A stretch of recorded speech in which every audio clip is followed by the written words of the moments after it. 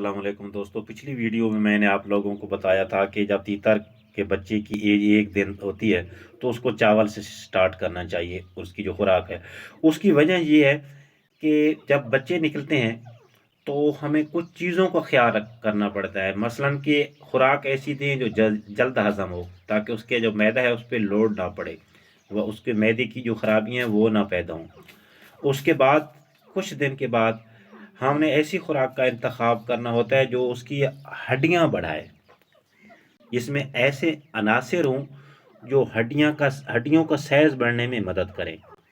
اس کے کچھ دن کے بعد ہمیں ایسی خوراک کا تعین کرنا ہوتا ہے جو کہ اس کا گوشت بڑھائے۔ یہ جو خوراکیں ہیں یہ مختلف سٹیج پہ اگر آپ استعمال کریں گے تو آپ کے تیتر کے بچے نہ صرف صحت مند رہیں گے بلکہ ان کا سائز بھی بڑھے گا۔ تو کچھ لوگ یہ کہتے ہیں کہ پانی تیتر کو بچوں کو نہیں دینا چاہیے، تو بھائی وہ کچھ حد تک ٹھیک کہتے ہیں، لیکن میں اس بات کو نہیں مانتا۔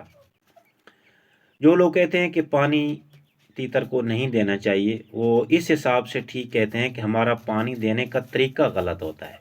اگر ہم غلط طریقے سے پانی دیں گے تو اس کے نقصانات ہم کو اٹھانے پڑیں گے۔ پانی کے ایسے برتن کا انتخاب کریں جو کہ تھوڑا چیڑا ہو، اور ایسا برتن ہو جس میں ناک والا حصہ اس میں نہ ڈوبے۔ اتنا پانی آپ نے ڈالنا ہے کہ اس میں ناک جو ہے وہ اس تک پانی نہ آ جائے، کیونکہ اگر ناک میں پانی چلا جائے تو وہ نزلے اور زکام کا باعث بنتا ہے۔ اور دوسری چیز کہ پانی زیادہ ٹھنڈا نہ ہو، اور خاص طور پہ سردیوں میں۔ گرمیوں میں تو پھر بھی کچھ اتنا زیادہ مسئلہ نہیں ہے، لیکن سردیوں میں پانی زیادہ ٹھنڈا نہ ہو، وہ بھی نزلے اور زکام کا باعث بنتا ہے۔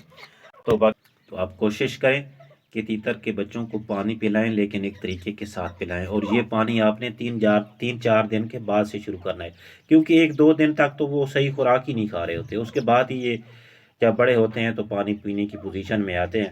تو باقی ان کی خوراک کے لیے میں آپ کو بتا چکا ہوں، اور باقی اس کا جو ہاضمہ ہے اس کے ساتھ ساتھ آپ نے کوئی ایسی چیز استعمال کرنی ہے جن سے اس کا ہاضمہ مزید بہتر ہوتا ہے۔